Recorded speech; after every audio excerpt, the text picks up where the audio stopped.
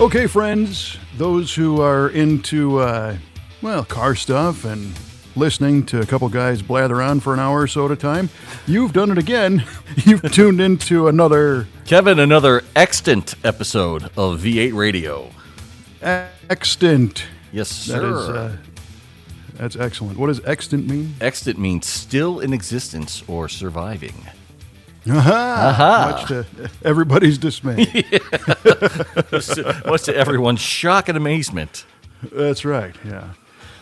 This is the V8 Radio Podcast. I'm Kevin Oeste, joined, as always, by our esteemed co-host, Mr. Mike Clarke. And I still keep showing up. That's right. Well, you're extant, so you should. Mm-hmm. And this is, as we record this, the first of the new year of 2022. Hip, hip, hooray. Yes, and the holiday schedule around here has been crazy, and we've been trying to get an episode out a little bit earlier, but here we are, finally. Finally. Well, better late than never. Right. So you're welcome. For what, I'm not quite sure, but you're right, welcome. Exactly.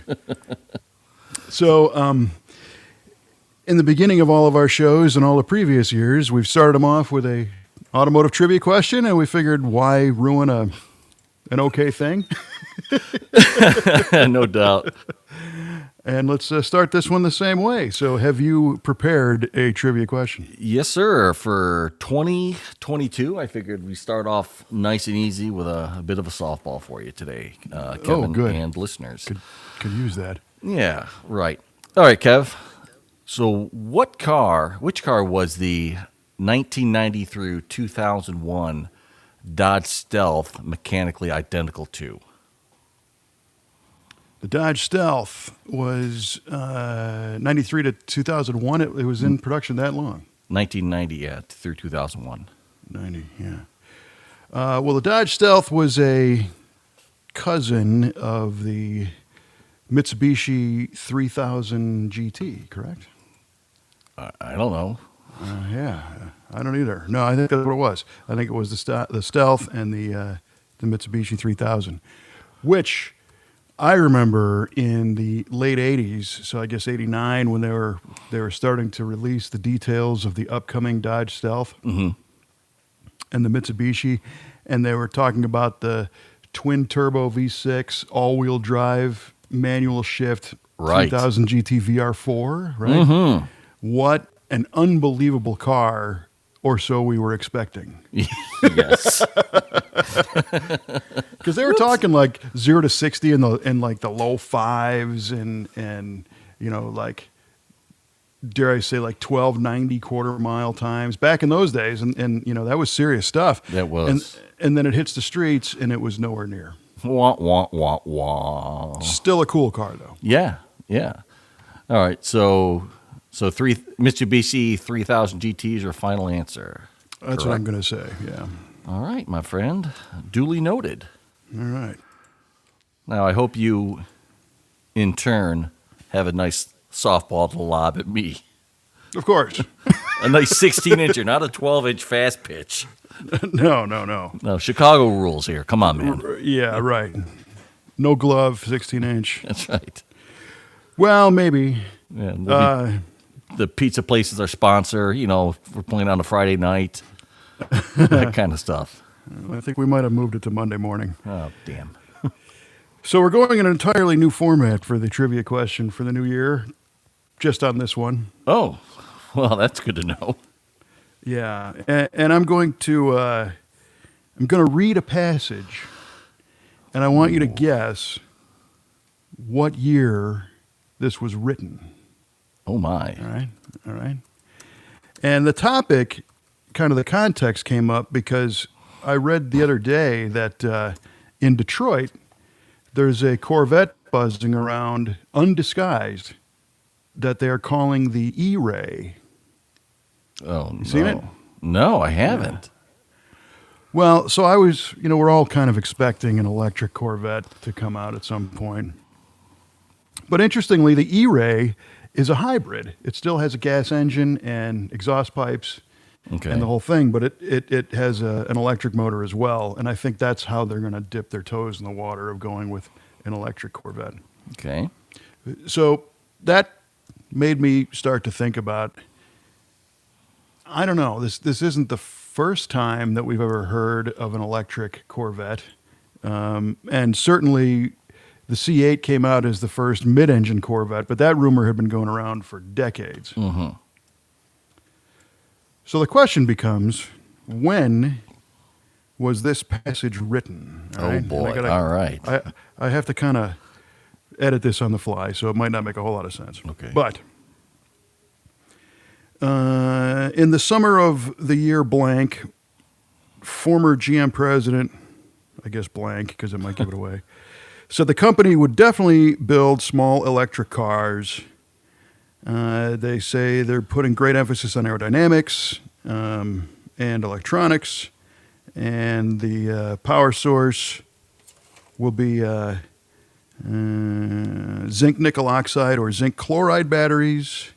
One of them's already been, well, blah, blah, blah. Let's see, what else is relevant here? Okay, so this is why we've included the particular Corvette of the future. Indeed, if the Corvette of the blank year has an electric propulsion system, what kind of performance would it have? Well, let's take today's technology and extend it a little bit. The sleek electric Vet would slip through the air like few cars today, and have performance that we will talk about later. So this is a conversation about the technology going into the electric Corvette of the future. When was this article written? Okay. Well, you say it's a new format, but it's the same old song and dance of Kevin Oeste taking me for a ride here. and everybody sees it. Everybody's seeing it right now. All right. But that's fine. That's what I come to expect when I come here. All right. So this article, just based on some of the phrases mentioned in there, was certainly not written today. Mm-hmm.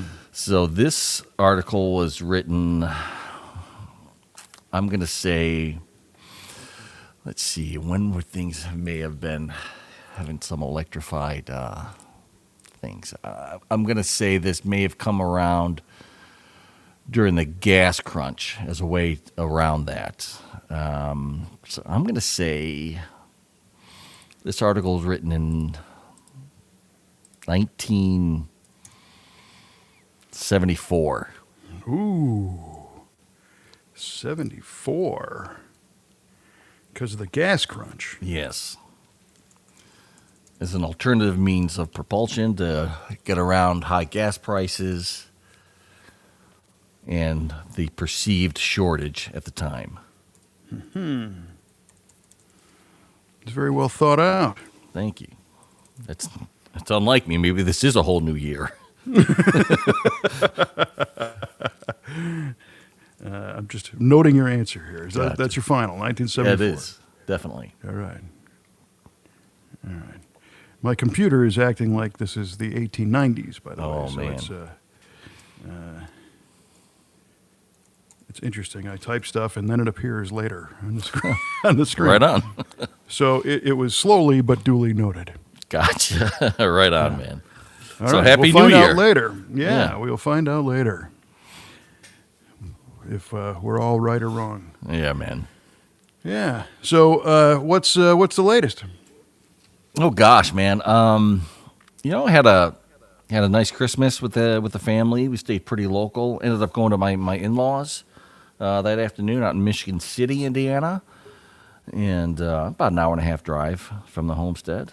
Had a nice quiet New Year, which was great. Haven't done much work on the car, unfortunately. I did start it up every now and again just to keep things moving, and it's amazing how much moisture and exhaust comes out of that thing when it's cold out. I was going to say, did you let it warm up? Yes. To Yeah. operating temperature? Good. Yes. Yeah, but even compared to a new car, I mean, they still put out exhaust, and you can see it when it's cold. But this car is unbelievable. How much just the exhaust is pouring out of that thing. Mm-hmm. It's kind of neat. It's kind of different, but Yeah, leaving big wet spots on the driveway. exactly. Yeah. For sure. Yeah, and that's exactly why exhaust systems all rusted out. Mm-hmm. And engines, the oil becomes contaminated and acidic and all that bad stuff. Yeah. So people all the time this time of year are like, yeah, I started up for 5 minutes to get the fluid circulated. You're Yeah. better off leaving it alone. Exactly. You're going to heat it up all the way. Yeah, I get it nice and hot and let it run, and it's all, everything's flowing nicely. Yeah. So. Good. Have Yeah, you driven it anywhere since the cold weather, or just? I took it around the block. It was a chilly day, and I said, you know what? I'm taking this thing around the block here. So I did, and it was fun. But not since we've had some snow recently, so I don't dare do that. Yeah. Not in this. Many years ago, the good thing with that car too is it does live in the garage, so it's not Yes. seeing the full effects of the weather and temperature. When I was in college and I had my first 70 Riv, it was a bucket seat car with white interior, and I had to drive it all year. I mean, it was my car. Yeah, man. In the snow and the cold, and so this was like 92 maybe. So the thing was already 22 years old. Right. And it was so cold one day, I went out and sat in the car, and the seats cracked. Ah, man. And I had always wondered about. A lot of times you see ripped up upholstery, and it's on the seam, and it's like, what caused that rip? Like normally to rip something, you got to put like blunt force trauma on it, Right. and stretch it beyond its elasticity or whatnot. But then on this very cold day, I sat down, and it was like sitting on rocks, and I got out, and I'm like, oh man, right down the seam was cracked. That's how it happens. No, Hey. I know. Yeah. And my current 70 has the same challenge. It has a couple of cracks in the seat because that car came from South Dakota, Oh, yeah? and they drove it all year long. It was just their car, it was the lady's car. So Right. it had many days of cold weather, and sure enough. Oh. So That's crazy. In my when I had my '66 Sprint 6 Le Mans, when I was in the Air Force, I had just gotten it. It was around winter time, and I joined a local GTO club, and I decided I'm going to drive it there to a club meeting, and it snowed like crazy in Oklahoma, and I'm driving this Le Mans in the snow, and it was brutal. It had wide 50 series Corvette Gatorback tires on it, and it was just like a sled all over the snow, just whipping everywhere. It was crazy. Yeah. My old 70 did pretty well in the snow. I do remember I was working for a radio station. I was on the air 6 p.m. to midnight playing music, and I got off at midnight and did some commercial production work. So this was over the Christmas break holiday time. So the town where I went to college in Normal, Illinois, the population dropped by, almost 30,000 people at holiday break because Right. they all went home. So the locals all, crawled out from everywhere. And it was actually kind of interesting to see. You'd go to the bar that you went to last week that's full of college kids, and this week there's no college kids, and the lights are up bright, and it's a whole bunch of local people sitting there, saying Yeah. they finally get their place back. So Dang, anyway, kids, get out of my yard. Exactly. So it was like 12:30 at night, and I'm on my way home, and I got pulled over, and it was snowing out, and there was snow on the ground. It was cold, and no doubt, because at that hour, I could have been, who knows? I could have been out drinking all night and whatever. And the car, I think, had a missing headlight. So, Right on. well, it's in restoration, So, Absolutely. so many parts were not currently installed. And the officer said, "Hey, you're speeding." And I said, "Speeding?" I said, "I don't even think it's possible to speed right now. It's How dare icy you, and officer." snow." Well, I was just kind of curious. And he's like, "Well, no, I think so, And I illustrated to him that even with the car in park, and I can't explain this phenomenon, but the passenger side rear wheel was slowly spinning on the ice. Oh, my while gosh. we were not moving. That's And weird. I said, "Look, dude, the second I get my foot off the brake a little bit, I can't go anywhere. I mean, it's just icy." Oh, yeah, okay. All right. All right. I said, I get it, though. You know, you just wanted to see that I'm not some hoodlum driving some turd around and, all boozed up in the middle of the night causing problems. And that funny thing was, now that I tell the story, I remember that's when he recognized my voice. He's like, wait a minute. Where do I know your voice from? And I said, from WIHN radio. Yeah, I just listened to you, and then we became buddies. Nice. Right on. Yeah, it's kind of funny. Speaking of Rivieras, your current 70 Riv looks like it's going through something right now, eh? Yeah, for sure. So I think, was it our last episode when I was starting to talk about the Toolbox project? Yes. Yeah. So I made great advances in the Toolbox project and got everything situated in the garage nice and cleaned all the boxes and lubed all the sliders and cleaned tools and organized and made it so that everything is real nice to use. And it's like, well, now you got to do something. But interestingly, what I wasn't anticipating is the increased level of confidence of having those tools right here at hand. Oh, right on. And for a long time, the tools, some of them were here, some were at the shop. And it's like I'd come out to do some work on a car, and it's like, oh, man, I need whatever, and it's somewhere else. Right. And then you just throw in the towel. Well, now I can do anything.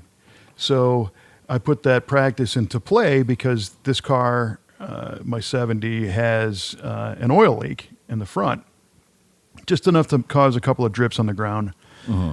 And I want to take this on a little road trip this spring, and now's the time to fix it. So it entails pulling the timing cover off and putting the front crank seal in it. Right.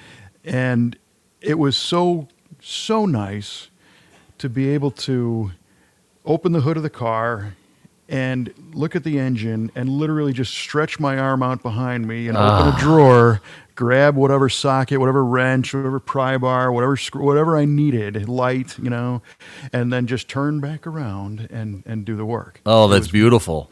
It was so nice. And I've got some really great rechargeable LED lights that, light the way. And so in this particular corner of my home garage, the car is parked. Right in front of it is the biggest of my multiple toolboxes with the most mechanical hand tools in it.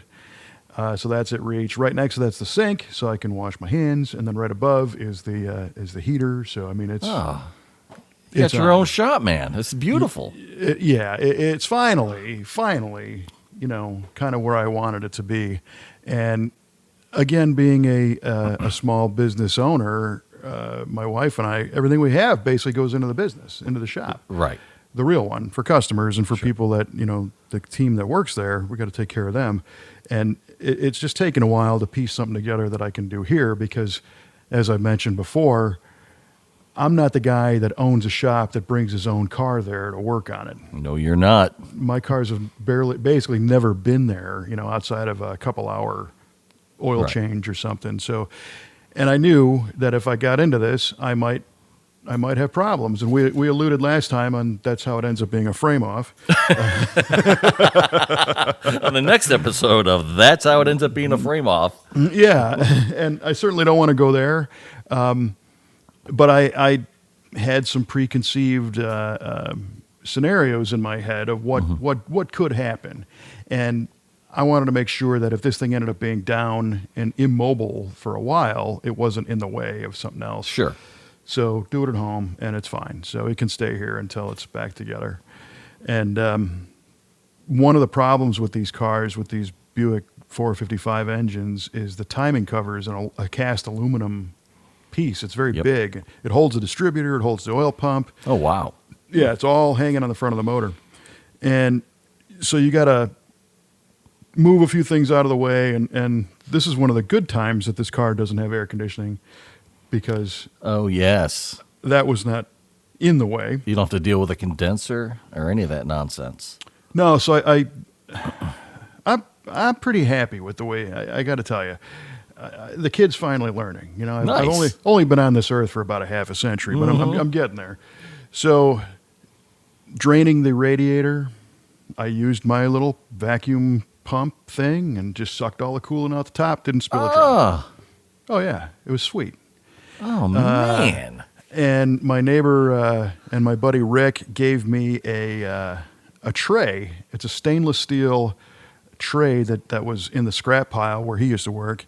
And he brought it home. He's like, "You need this?" And a couple years ago. And I said, "I will take that." So it has about a 2.5-inch depth. And it's maybe 2 feet one way and 3 feet the other way.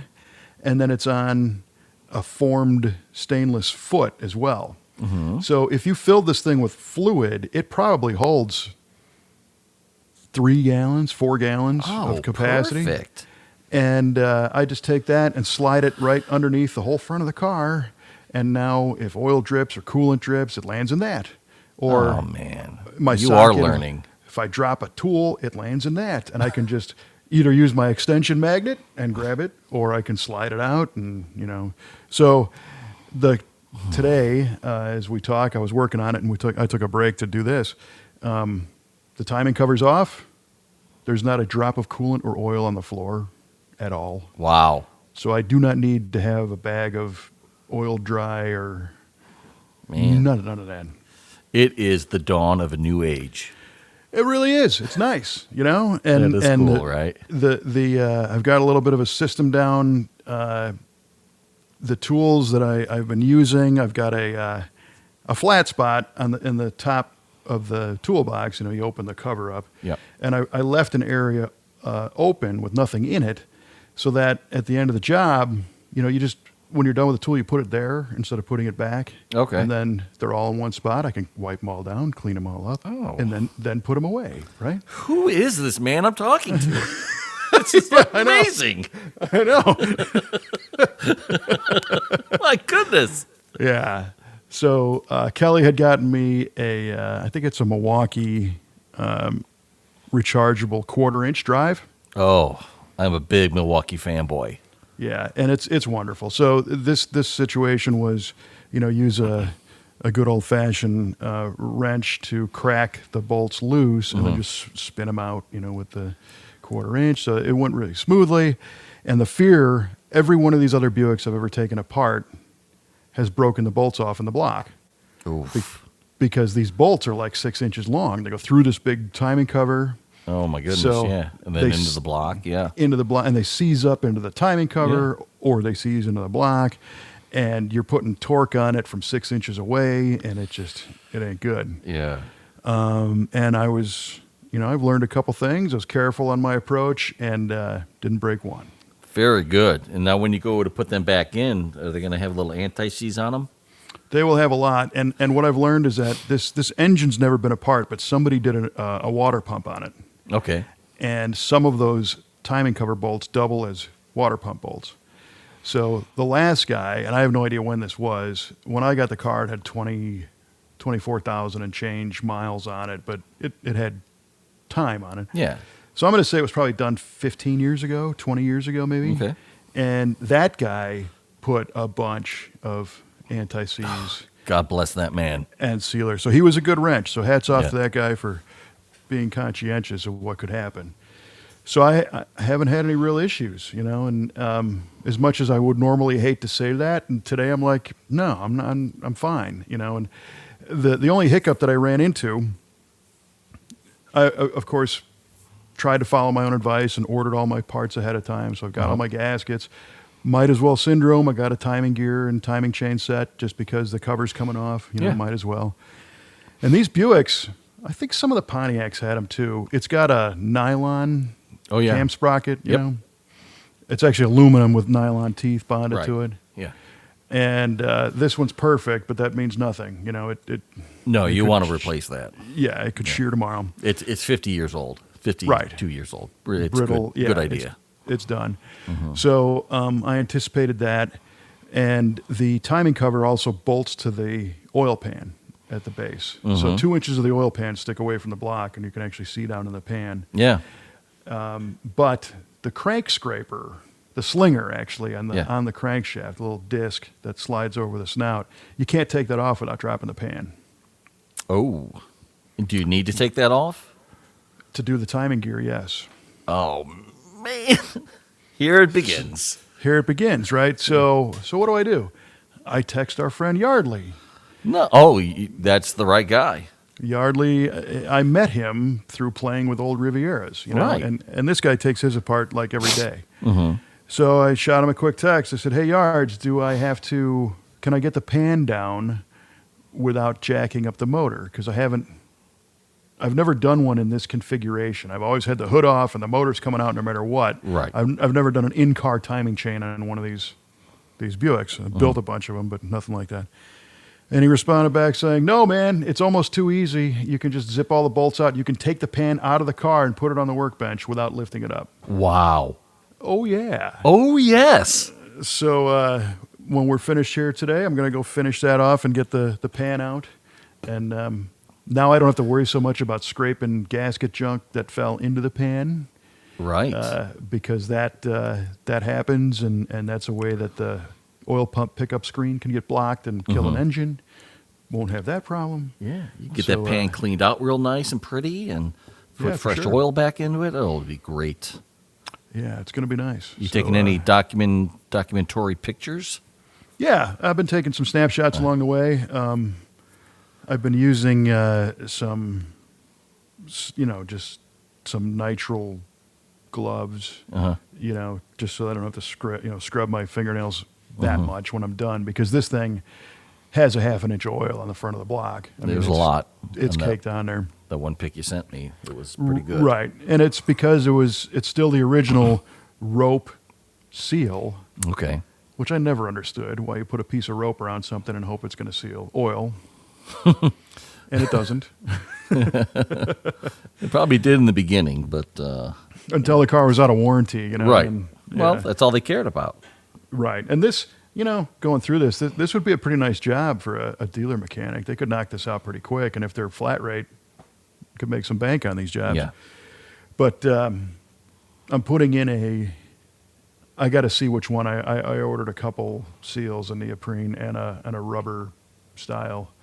Okay. A rope seal's not going back into this. No, better not be. No. And then I'm going to take some time and scrape all that extra oil off the front of the engine and try and clean it up as much as possible. I'm not going to completely degrease and paint the whole thing and all that. I'm going to resist all that just because I want to put it back together, but I don't want it to be dripping. And the other thing is on long drives, it would just smell like burning oil. Oh, I got you. Yeah, we got to fix that. Yeah, it's all hot on the block, and yeah, and that's a mess. So how does it? Is that seal is part of the timing cover? Yeah. So when you take the timing cover off, the seal originally inside the timing cover, there's like a pressed in channel, if you will, and you would stuff the rope seal in that channel. Oh, okay. From the side of the cover that touches the block. Okay. Right. And the new one, you pry that out and then you press in a regular style modern seal. Okay. I got you. And upgrade that, because that was not cool. No, not cool. And the other thing that's a little different about these, the oil pump is external. That's weird to me. And it's got it's an aluminum housing that regulates the end play, if you will, of the gears, because it's two gears that mesh together that pump the oil. Sure. And on the one end, those two gears are spinning against the timing cover. And you see a lot of times with really high mileage engines that they've carved out circles in the timing cover, and then the tolerance is out of spec. And then you either have to replace the timing cover or put in a steel plate and I gotcha. Machine it and all that jazz. And the other interesting thing there is you can put in, so the oil regulation, which I guess is pretty similar to a lot of other cars, the pressure is regulated by the relief spring. Mm-hmm. So if you put a heavier spring in, you can get a higher oil pressure. But the volume is modified by adding a longer gear set. Oh, so the gear goes from an inch to an inch and a half, basically. So it's pulling more oil per revolution. Right, but that also requires a spacer plate between the pump and the cover so that it can accommodate the larger gears. Mm-hmm. I got you. Because they're captured on both ends. But my hope is because this is a pretty low mileage engine, it's right at, well, I guess it's at 35,000 now, 36, that's not all destroyed in there. I don't have an oil pressure gauge on this car. I've always just kind of looked the other way and said, don't need to know what's going on in there because it's still moving. My head's in the sand. I don't see anything. Nothing's going on here. Look at how great it's been. Yeah. So I will probably end up putting a gauge in it. But I did that wrong completely because I should have put a gauge in it before I took the pump off the car. Because now if I put all this back together and it's low oil pressure, I got to take it apart again. Yeah. Oh boy. But I didn't have any problem. It didn't make any noise or nothing, and it's fine. Now, do you got to look at the crank snout for any possible wear from the worn seal? Well, I would imagine that's such a low mileage, you probably wouldn't have to worry about that at this point. Well, the Buick engine, it's a little bit different. The sealing surface is actually on the balancer. Right. So Yes. You got your crank snout and your balancer slips over that, and that contacts the seal. It's like that on the Pontiac, too. Yeah. But the balancer, it's not pressed on. It's bolted on. So you don't need a puller to get the balancer off. Gotcha. Yeah, same here. I actually I had to get a little sleeve for my balancer because it did have a little bit of a dip right there where the seal rode on it for so many years. And it was a used balancer that I got because the old one had a rubber ring holding it together that deteriorated. So when you turn the car off, you would hear the balancer keep spinning. Oh, wow, that's bad. It was crazy. Like, what is that? I finally realized what it was. So I was able to get a used one and replaced it. Man, I've not experienced that. Oh, it was crazy. Yeah. Well, the other thing that I should have done too, and I was more focused on fixing the leak than anticipating any other type of repair. I should have measured the stretch and the timing chain before I took it apart. So what you do there is you manually turn the engine over to top dead center, and you put the balancer at the 0 timing mark, and you look at your distributor rotor, and you crank it backwards. Wait for it to turn. Yes. Yeah. And if it moves, the theory is between 4 and 7 degrees, 5, 6, 7 degrees. Okay. If it's more than 7, your chain is a little smoked. Too stretched. Yeah. Because this one doesn't really look that bad. But I also thought the plastic ear's got to go. So it was going to get changed anyway. Yeah.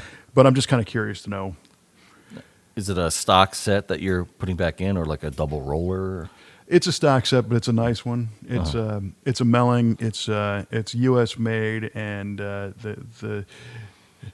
don't have a wealth of experience of lining up all of the available Buick timing sets that are out there. But just looking at the ones that I've looked at, I like this one the best. It appears to be the quietest and the cool.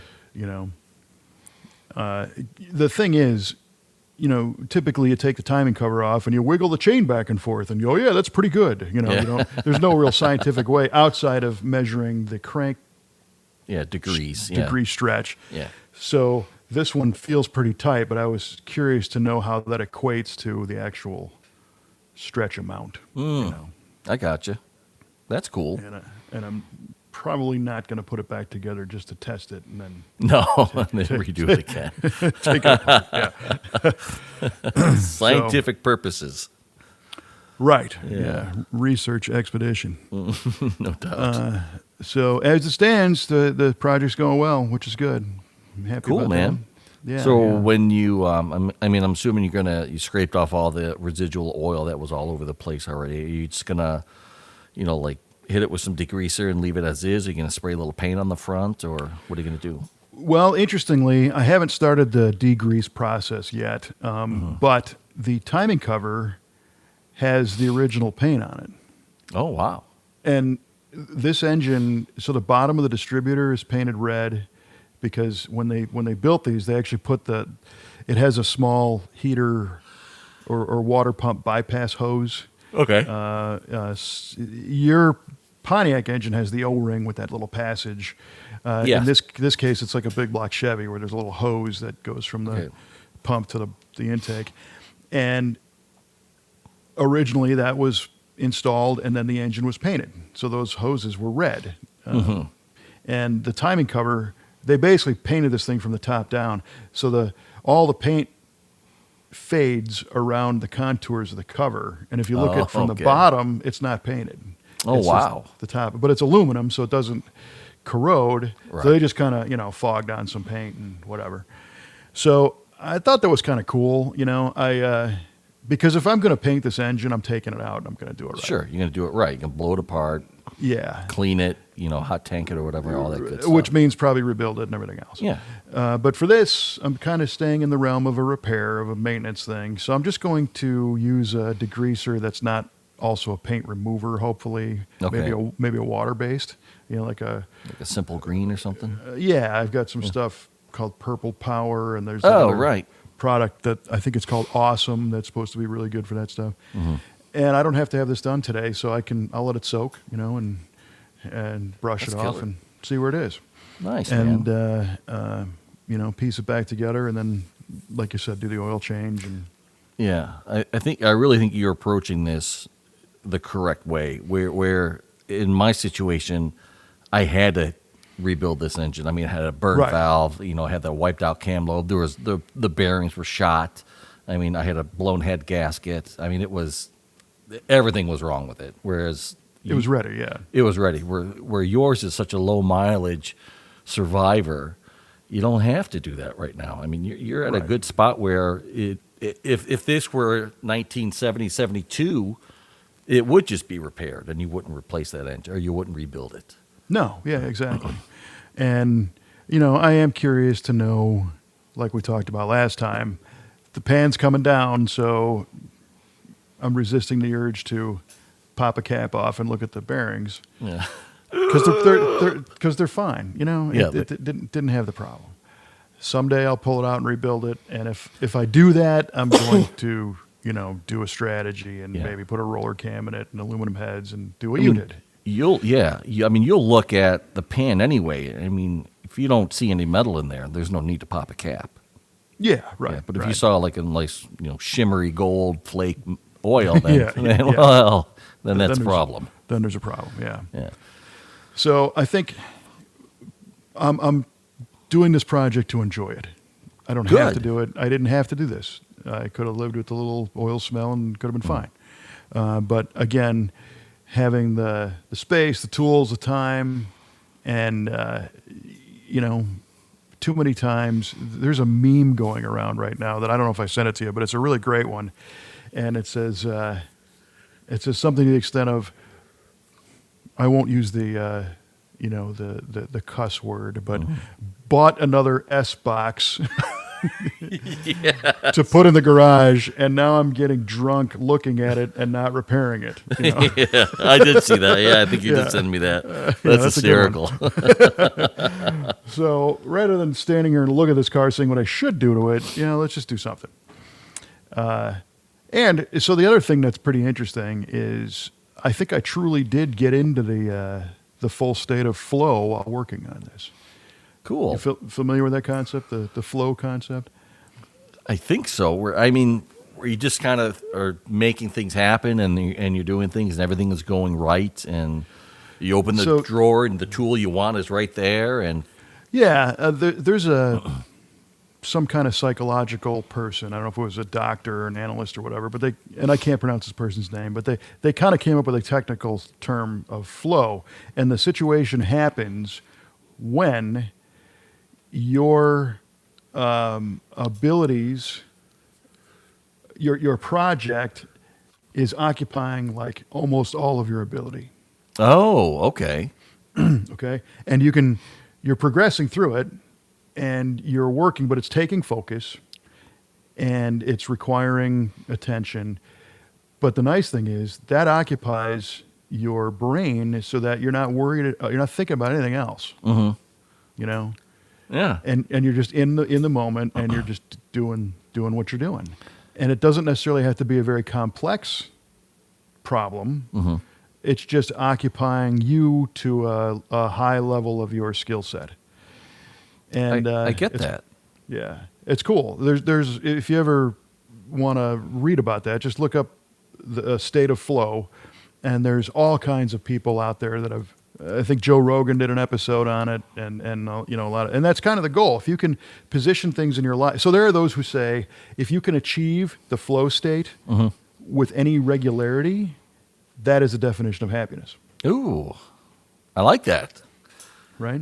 Yeah, that's cool. So it's finally a quantifiable definition of how to be happy. Well, how do you be happy? Do something that challenges you enough, but you can still do it, and it knocks out the rest of the nonsense. Yeah, I think the last time I got into that, and I without realizing it, was when I was rebuilding this quadrijet for this GTO. It's just I learned how to do that when I was in high school auto mechanics, and I enjoyed it so much, learning about all the different fuel circuits in a carburetor and how it works and all that good stuff. And they taught us how to rebuild this quadrijet, and I did all the same things I learned, 30-something years ago, and applied it to this particular task, and it just, everything was just great with it. And, all my focus was, all my attention was focused on that, and it turned out perfect, and it runs nice, and it's not leaking, and Yeah. I mean, all these little parts, and you got to know where they go, and I knew where everything went, and I knew how to get everything apart, and it is from that knowledge from way back when that I applied here, and really just got me focused in on that. It was great. Yeah, and you lose track of time, and you just go through it. And today, as we were alluding to earlier, I'd like to think I learned a few tricks. So before I attempted this, I read the actual manual. Nice. Well, and I have the original Buick shop manual, and there's a few pointers in there that you could assume but it's nice to hear how they spelled it out. And I watched a couple of YouTube videos of guys doing this, which I'm not trying to be a jerk, but those videos sucked. Only because one dude spent 19 minutes doing something that could have been accomplished in about 2. Oh, wow. Okay. And I get it. He's not a professional video producer, but it's one of these people, and you've seen these videos where the camera starts rolling, and it's like he's talking to you. Yeah, okay. So, yeah, here I'm doing that. And then I'm going to do this. And I'm thinking about doing this. And it's nice outside and everything else. Okay, well, I'm going to start that, so I'll see you later in a few minutes. And thinking that we're going to perceive the time that goes by when he turns his camera off. Right. And then the next shot, it's, okay, I'm back, and how you doing? All right, here I am. And it's like, dude, just kind of get to the point. Love it. Love it. But, and at the end of the video, I was a little bit let down because he didn't really, there was no tricks there. Didn't even show the cover coming off. It's like, okay, well, it's okay, whatever. the scene one is the wrench touching the first bolt, and then it cuts to the whole cover being out, and that's how you do it. Yeah, and again, because he was one guy and he didn't have a tripod or anything, so it's either hold the tool or hold the camera. Right. Yeah, that makes sense. And I love the fact that he did the video, but it was a little reminder to me that as we produce our tech videos, to make sure that we're not stringing people along for half an hour before we give them something of value. Right. Yeah. Absolutely. That's funny. At the same time, Kelly, she likes to do puzzles, but hasn't done, a jigsaw puzzle in many years. Okay. And decided to do a jigsaw puzzle the other day. It's cold outside. It's winter. On the couch and whatever. And she cruised through this puzzle. It's like this 10,000 piece thing or whatever the heck it is. And I can't stand those. I'm looking at this thing going, I can't even deal with this because she seeks out these puzzles where it's like 30% is all like the color yellow in the sky or something. Oh man. And all the pieces are the same color. Right. Same shade. Yeah. And you got to just figure out where it goes. Right. But her mind enjoys doing that. And we were talking about it, and she was totally in the flow state doing the puzzle. Ah, very cool. And felt great afterwards, and that's the thing. You get a feeling of accomplishment, and your mind was exercised, which is important. And you don't get that from watching television. That's true. You have to do something. Right. Your mind has to be stimulated. Right. And it has a physical aspect as well. Because you can be stimulated mentally watching this guy make his video that doesn't do anything.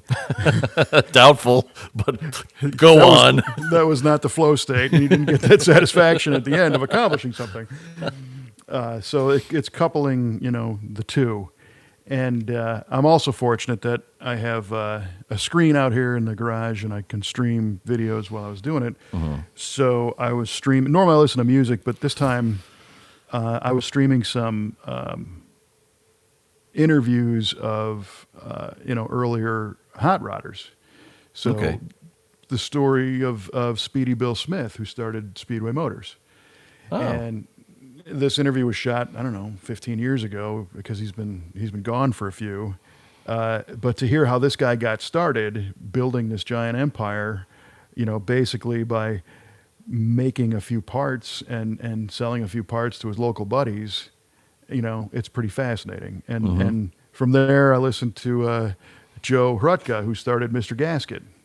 Okay. And I never knew the story of how Mr. Gasket got started, but he was a guy who, I don't know if it was his dad or somebody had access to some military grade stuff, being asbestos. And, Oh, boy. And he tried using some of this military surplus stuff to make a gasket for a car that he had, and it sealed awesome, Oh. Well, next thing you know, his buddy's like, well, I got this race car. I need some gaskets. So he just took some material and cut it out and gave it to him, and this works great. Now that guy needs some. So next thing you know, he hooks up with a retailer guy who said, look, if you put like a whole engine gasket set in a bag, I can sell these.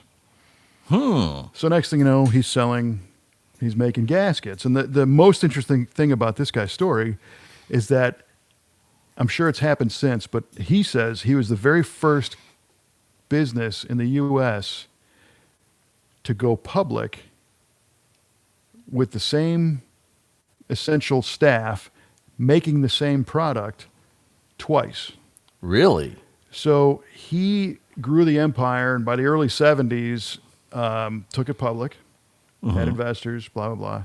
And he wanted to get out of it. So he was looking to do something else. So he sells the company. He's got a 10-year non-compete clause with the company that buys him. Well, the company that took over didn't do as well, and they were having some problems. And I think they delisted it. Oh, wow. Right? But the same people were still working there. Well, meanwhile, Joe, the guy who started the business, I'm not 100% sure, but I don't think he wanted to wait out his 10 years to get back in some kind of industry. So he tells his lawyer, he's like, look, I'm thinking about going back into the performance parts and gasket business, but I don't want to fight with their lawyers on this non-compete thing. So his lawyer said, well, I'll call him. We'll see if we can work something out. So his lawyer calls him back and says, hey, do you want to buy your old company back? Oh, nice. And Joe says, yeah, but not for the $12 million that they gave me for it. So he ends up buying the company back for $3 million. Oh, my. Right? And goes back into business, takes it public again. Wow. And so he's the only one to take a company public twice. I'll be darned. Yeah. That's a great story. It was cool. And all those guys, Alex Exidius, and I watched some stuff on Gray Baskerville and just down the line, they're doers, they're very inspirational because they took something they like doing and they identified the need for it and didn't just let it go. They went after it. And next thing you know, these guys built empire companies, huge businesses. Yeah, that sounds a lot like a Vic Edelbrock kind of a story as well. For sure. So I learned a little interesting thing about Vic Edelbrock Sr. that I never knew. And he did not have to do active service in World War II because he was such a good machinist. He was more valuable stateside. Really? In the war effort, yeah. Wow, I didn't know that. I didn't know that either. And he was racing midgets, before and after the war. But after World War II, he got full on into racing midgets and making parts for them and everything. But he was apparently just an insanely brilliant machinist. So And yeah, the Edelbrock Corporation became a giant thing, because these guys, they did it. And there's some cool commonalities too, because they're the stories. Iskey and Alex Exidius both kind of tell a similar story where it's like, yeah, so this is the early 1950s, and you can't really buy parts, so you make stuff, and for fun, because all these GIs after World War II that came home, they learned skills. A lot of them were mechanics and fixing airplanes and fixing tanks and all this stuff in the war effort. But a lot of them also became adrenaline junkies just because of the war. Makes sense. Well, you come home to non-wartime USA white picket fence suburbia, Right. and life's pretty freaking boring. So what do? You buy a jalopy and you take all the fenders off and everything to make it lighter, and you take it to El Mirage, or at that point it was Muroc, which is now Edwards Air Force Base, in the desert, and go race. And well, you got to go faster somehow. So then they start making parts for them. Exidius tells a funny story about how back in those days you could go to a USAF surplus and buy a belly tanker, the whole tank in aluminum, for $40. Wow. Unbelievable. Yeah. You wonder where these things came from. We've all seen belly tank Lakesters and land speed cars, and who had the P-38 that they were able to get the tank off of? Right. Well, you could just go buy them back then. Yeah, that's insane that you could buy that through surplus back then. Yeah.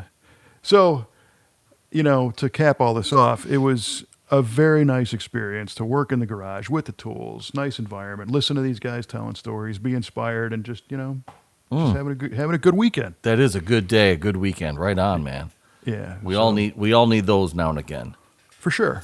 So hopefully any of the stuff that I've been spewing here is put into practice, by others, because that's what makes this stuff enjoyable, to be able to work on stuff and have it go successfully. And yeah, man, I loved learning about the state of flow. That's key. That's clutch.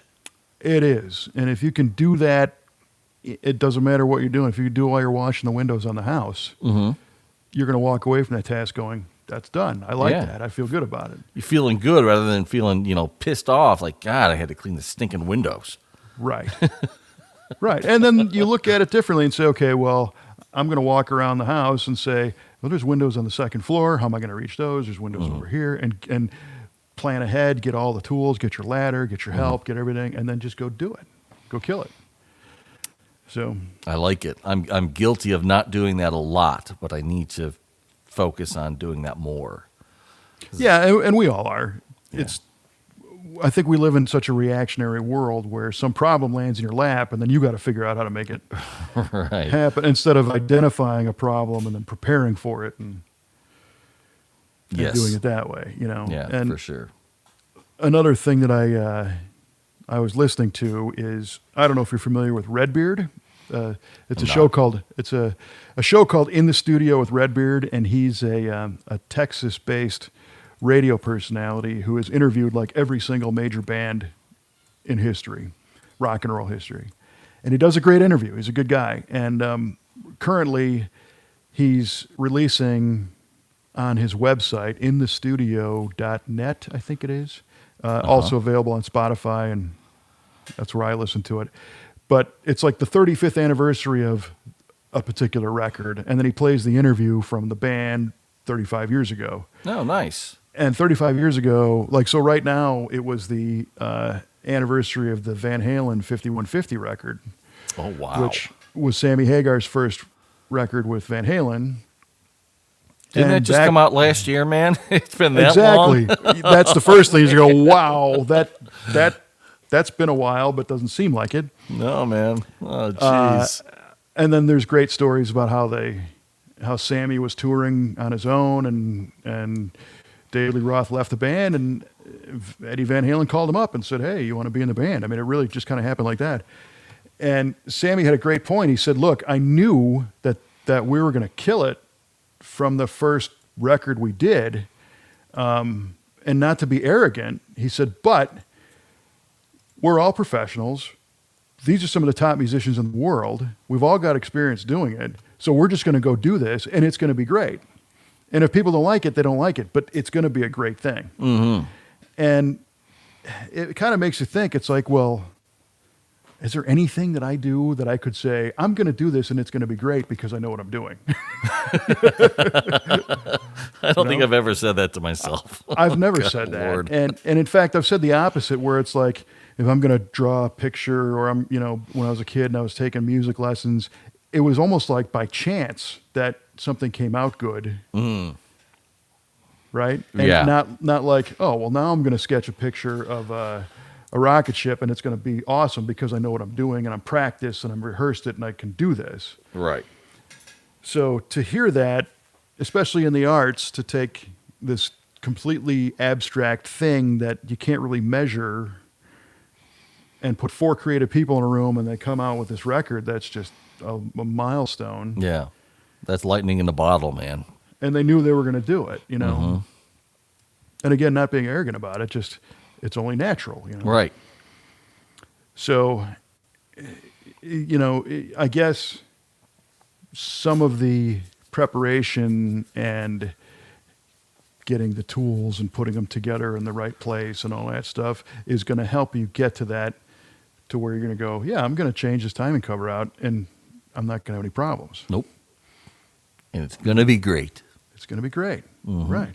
In my mind, I'm driving the car already. It's Nice. and it's not leaking. Love it. Love it. And if it does leak, I'll fix it. I don't care. Yeah, Whatever. that's right. That's right, man. That'll be dynamite, and it's going to be great. Yeah. And again, it's the opposite of, oh my gosh, I have to fix this to drive it to work tomorrow. And all the parts stores are closed. Oh, man, what am I going to do? Right. That's, but the good ones get through that too, Yeah, that's true. So kind of, along the same lines, Amazon got started, if you remember, as an online bookseller. Correct. And today they sell everything. But I remember back in the day when I heard about this guy in his garage starting this website called Amazon.com that sold books. And I was like, what? Yeah. It just, the name didn't make sense. The selling books online didn't make sense. But it turns out it worked. I think he did all right with it. Yeah. And I kind of forgot all about the book aspect of Amazon. I just don't. Today, I seem to be consuming more stuff online like everybody. But the book industry is still really huge. And anyway, I was clicking around on Amazon and I realized, hey, they sell books, and not only that, they sell used books. Yeah. So, holy cats, did I find some deals. Tell me about the deal you found, Kev. Yeah. And these are books that normally I wouldn't, I'm not going to go to a local bookstore and spend, $30-$40 on something, unless it's a real significant book. Mm-hmm. But I'm learning that I enjoy reading more than I used to, I guess, Cool. because it's kind of an analog thing. Mm-hmm. You're not looking at a screen. You don't have to click off of pop-up ads.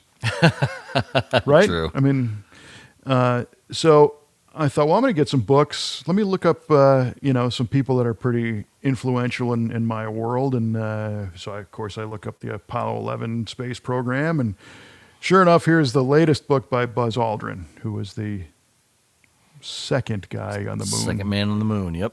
Behind Neil Armstrong. And he's got this book, and it's about his life lessons from a guy who walked on the moon. And the title is called No Dream Is Too High. And it's really a series of things that he's learned over his lifetime to keep him engaged and focused on what he wants to do and blah, blah, blah. The used version was $1.44. Nice. Yeah. And believe me, I had the inner struggle of, well, he did all this. He deserves to be paid for his work. Uh-huh. Right. But somebody already bought the book new. Right. So he got paid for it. It's not like I'm taking anything away from Buzz Aldrin. And in fact, I thought maybe I could help him out the opposite. So I buy the book. I actually put like 6 or 8 used books into a shopping cart, and I got them all for like $30. Nice. Yeah. Photo books from the Apollo space mission and Oh, killer. Michael Collins' biography, who was the pilot of the command module, who made sure those guys got home, and a lot of great stuff. So I get the Aldrin book was the first one to come in the mail, and I open it up, and I flip it open, and there's a signature, Buzz Aldrin, on page 1, and I'm like, oh, wow, cool. And I'm looking at this thinking, this can't be a real signature. Right. Right. It's got to be printed or something, or part of the book. For sure. Yeah. So I Google the book, because both Google and Amazon have a function to where you can look inside before you buy it. You can flip a few pages. Oh, right. And on that page, there's no signature on the online versions. And I thought, oh, well, that's interesting. So then I jumped on eBay, and I find 3 other copies that all have the same blue ink signature, but they're different. It's obviously really? hand done, but it's all the same color. So it looked like maybe there was a book signing. Book signing, all right. The other 3 books are on eBay for up to $250.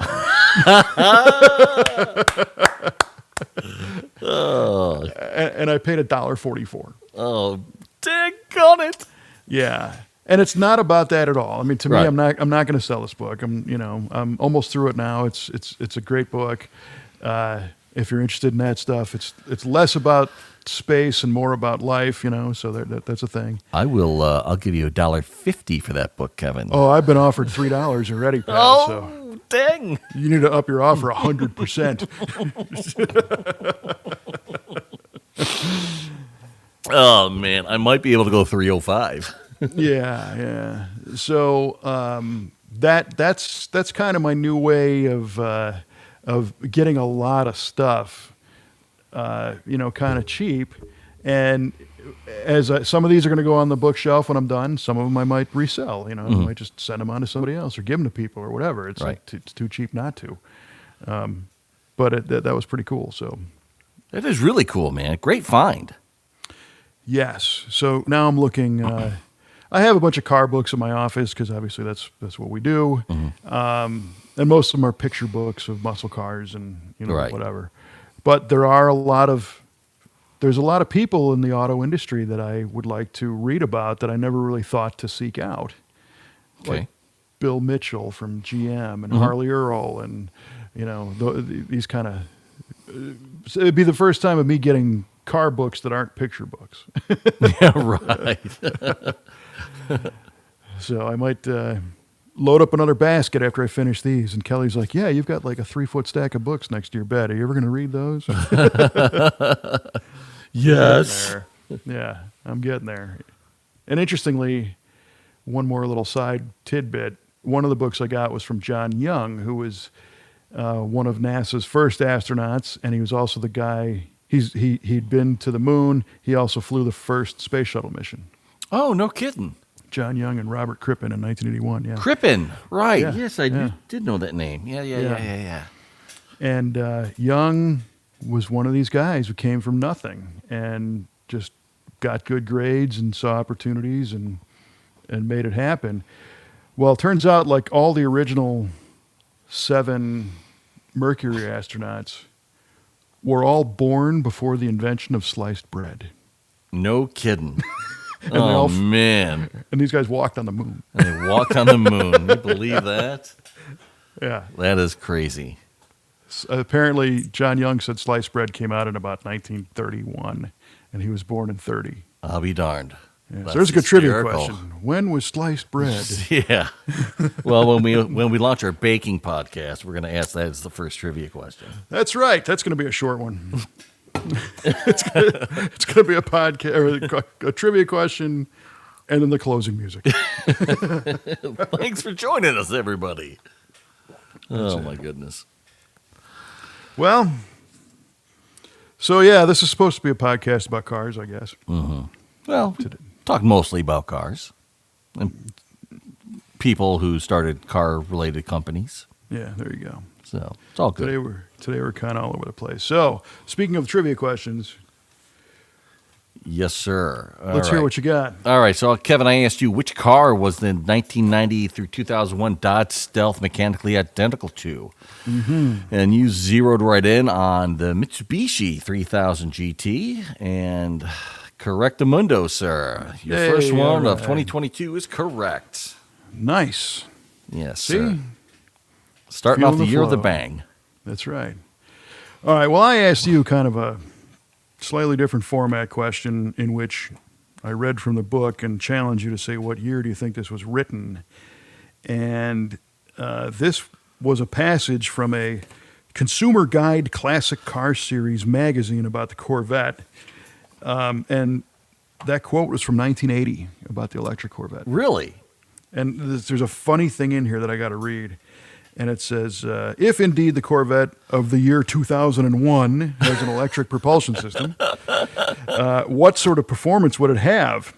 Let's take today's technology and extend it a little. The sleek electric Vette would slip through the air like few cars today. Its zinc nickel oxide battery power system is so intensely developed that the car can reach double the national speed limit of 45 miles an hour. Oh, my gosh. So, double. In 1980, the speed limit was 45. Couldn't have been. It was 55 back then. And that was bad enough. So when I read that, I was like, who the heck? What kind of marketing nonsense is that? It's going to go double the speed limit. Double the national speed limit. Oh, my gosh. It'll run from 0 to 30 in 6.5 seconds. Really? You said that? And from 0 to 60 in 10.9. Blindingly fast. Its digital speedometer will incorporate an automatic power cutoff at 70, but inventive Corvette owners will find a way around that so they can drive their cars to their 90 mile per hour maximum. Oh, my gosh. Unfortunately, reaching that speed will consume all available battery power because power consumption triples from 45 to 90, despite the car's aerodynamic shape. Yeah. So, the battery will be able to sustain a charge for 5 days, the average work week, so recharging can be done on weekends. And if you autocross your electric Corvette and want to get to work on Monday, you'll have to charge your batteries on Saturday and again on Sunday. Max range of 200 miles, more likely 140. So that's what they were predicting in 1980. Wow. Laughs in Tesla plaid. Oh my God. Well, yeah. Well, that was a 1980 prediction for 2001. Oh, my God. And here we are 21 years after that. And After yes, that, Tesla Plaid is running. So our buddy Brandon Ryan, Right. You know, he has a Tesla Plaid and took it to the track and did 6 back-to-back runs of like 8 and 90 something. That's ridiculous. I can't even believe those words as I say that. No, come on. I know. Right? Low nines. Yeah. That's illegal. It's no electric Corvette from 1980. No. Certainly not, sir. Yeah. So Wow. you said 74, 74. which was a great guess with the logic of an alternative means of propulsion because of the perceived gasoline shortage. Mm-hmm. Interestingly, was the thought process in any of this for environmental save the worldness? It doesn't seem that way. Doesn't seem that way. Yeah. So priorities shifted. Yeah. Yeah. Yeah, man. Well, that was a good question. I like the way you asked it. Well, good. If I stumble pretty cool. across another magazine or something, I'll let you know. Right on. And we got to keep our eyes out for the E-Ray. Yeah. Oh, man. That's going to be interesting. Yeah. The E-Ray. Hybrid. I didn't think there was any room to do a hybrid drive in a C8 Corvette. Well, I'm wondering if it'll be like a 1.4 liter engine that's used to, charge the batteries to run the electric motor, kind of like like a Chevy Volt was. Yeah, for sure. The picture I saw had split dual exhaust. So Okay. it has way more exhaust than it needs for a 1.4 liter. Yeah. That's but a who good knows? point. We'll see. Good point. I don't know. Interesting. Yeah, it's always interesting. Yeah, I'd like to see when they come out with more information on that. Yes. Well, it's coming soon. To a dealer near you. That's right. All right, man. Well, this was good. It was a little bit of a tangent again. Sorry for that, but What hope they've you didn't come to mind the expect ride. out of us. Yeah, they have expectations. That's not Come good. for the trivia, stay for the tangents. Yes. Oh boy. Leave your expectations at the door Right. for the next episode. So that's about all I got, man. Yeah, likewise. All right. Well, we appreciate you tuning in. If you like these tangents and low expectations, click some 5 stars somewhere, maybe on the Apple Cast. Leave us a review. We'd love to hear your thoughts. And until next time, we invite you to try to double the speed limit in your whatever it is you're driving. And we will see you next time on V8 Radio.